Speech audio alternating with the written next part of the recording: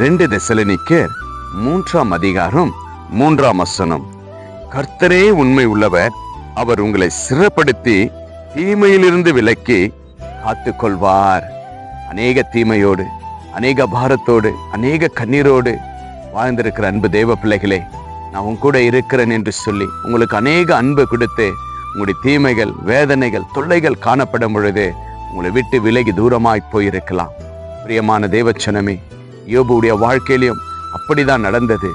அநேக தீமைகள், கவலைகள், போராட்டங்கள், கண்ணீர்கள் வரும் பொழுது அவனுடைய சிநேகிதர் எல்லாருமே கைவிடப்பட்டார்கள், மனைவி கைவிடப்பட்டார்கள். ஆனா ஆண்டவராகிய இரட்சகர் ஒருபோதும் கைவிடாதபடி கர்த்தரே உண்மை உள்ளவர் என்று யோபு நம்பி விசுவாசித்துக் கொண்டிருந்த நிமித்தமாய் யோபு எல்லா தீமையிலிருந்தும் கர்த்தர் விடுதலை கொடுத்து ஆசீர்வதித்தார், நன்மையை சுற்றினார், பாதுகாத்தார், இரட்டிப்பான ஆசீர்வாதத்தை கொடுத்தார். இன்றைக்கு பிரியமான தேவச்சனமே, உங்க வாழ்க்கையில எல்லாருமே ஏமாற்றிட்டாங்களா? நீங்க ஒரு தனிமையா அழுது கொண்டிருக்கீங்களா? கவலையோடு இருக்கீங்களா? அநேக தீமைகள் உங்களை சூழ்ந்து கொண்டிருக்கிறதா?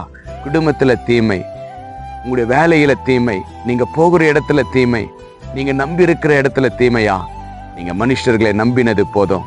உங்களை உண்மையா நேசிக்கிற சர்வ வல்லமுள்ள தேவன், உங்களை தீமைகளில் இருந்து காப்பாற்றுகிற வல்லவர் உங்களோடு இருக்கிறார் என்று விசுவாசிங்க.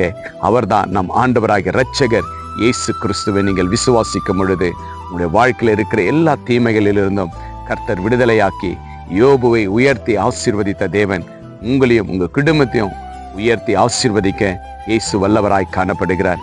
இன்றே விசுவாசிங்க. கர்த்தரே உண்மை உள்ளவர். அந்த உண்மை உள்ள தேவனை நீங்க விசுவாசிங்க. கர்த்தர் பெரிய காரியத்தை செய்து உங்க குடும்பத்தை உங்களையும் உயர்த்தி தீமையிலிருந்து விலக்கி ஆசீர்வதிக்க சர்வ வல்லவர் உங்களோடு இருக்கிறவராய் காணப்படுகிறார். விசுவாசிங்க. கர்த்தர் பெரிய காரியத்தை செய்ய இயேசு வல்லவராய் காணப்படுகிறார்.